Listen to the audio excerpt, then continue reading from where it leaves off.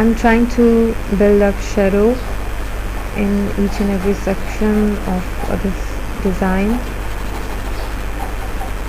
and what I'm doing over here is that I'm trying to give intense darker shade on the upper part of each section, and as I go down I just try to decrease the intensity, and I just try to make the shadow more softer. I'm applying this technique for every part. Now dark colors look very beautiful in your painting when you place them adjacent to very intense light color.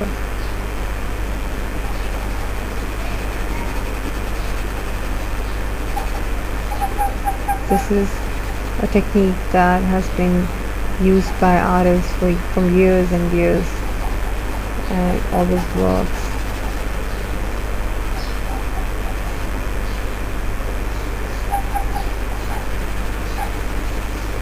Now, pencils are helping me a lot, and that has made my work a lot more easier, but you can also use hard pastel colors for this.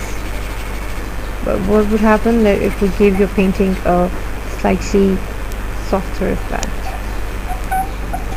Whereas for the wood, as it is a wooden door, one would like to have a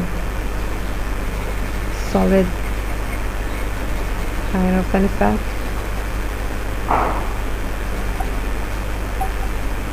I'm just changing the pencils, and I'm just changing the colors. I don't want to give the same color in every section because it is wood, it is old wood, and it will look good this way. It will look more natural this way. Now as I'm filling the colors in these sections, I would like to tell you that if you want to paint on the spot, just try to just try to do a little survey and try to see that if circumstances will be good enough for you to sit on the spot. Because if that would not be good enough for you, then you would end up with nothing, and you just waste your time. So it will be better to make preparatory studies at that area before you actually start your original painting. You can make a very small sized drawings or paintings of that area that you like. But if you cannot do that, if the circumstances are worse, or that is a crowded place, or any reason that makes you not to sit over there, you can just take photographs from different angles, and as I've done over here, and of whatever you like, and then you can just work in your studio or at your home.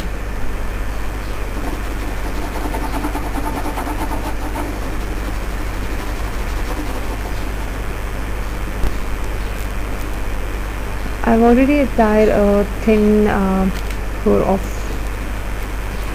white pastel color. This is hard pastel,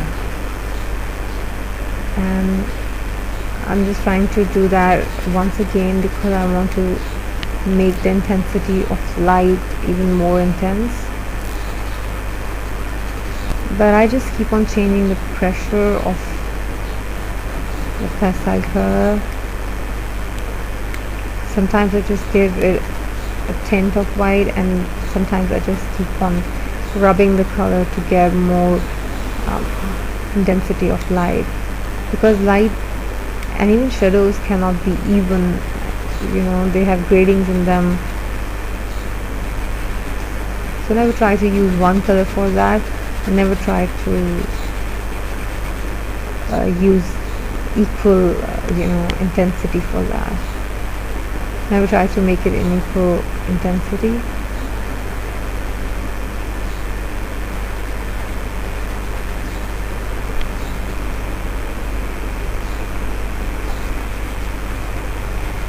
I'm just trying to correct the circles and add the white color at the same time.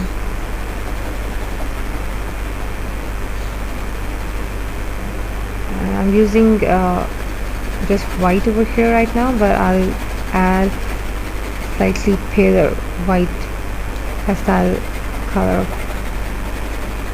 at some areas to just give gradings in light.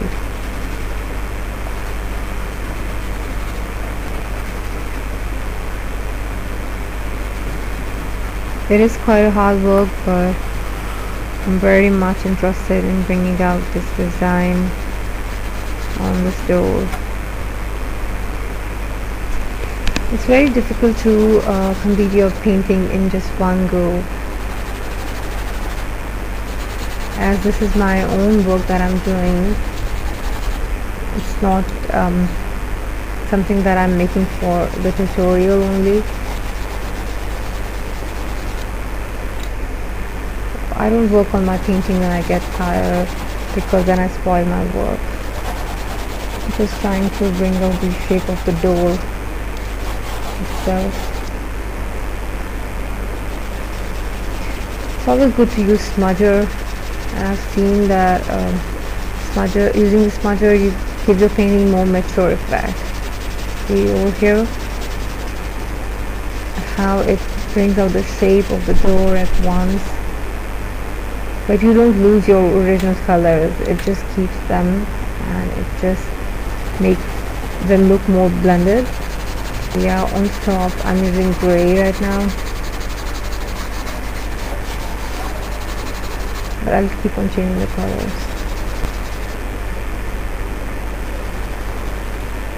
It's very important to take your painting side by side. Never try to complete one area first and then move on to other areas of your painting,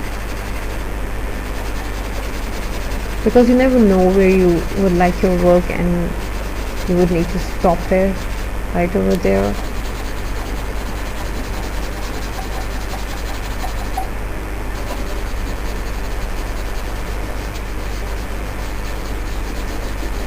In pastel painting, the blending of colors is done on the paper, whereas in other painting mediums, you blend the colors on your palette. This is something that beginners mostly feel very difficult in the beginning, of course, but as you do a little practice, you would just come to know that you can blend the colors very easily. I'll show you that technique in a bit.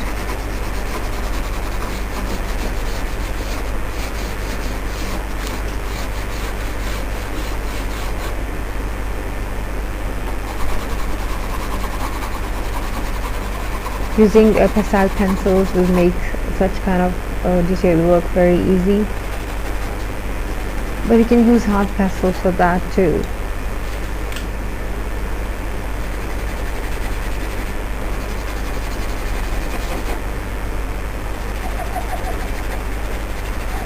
I'm adding darks on the edges. This is an old door, so it has to really look like an old door. I don't want to make the lines very straight.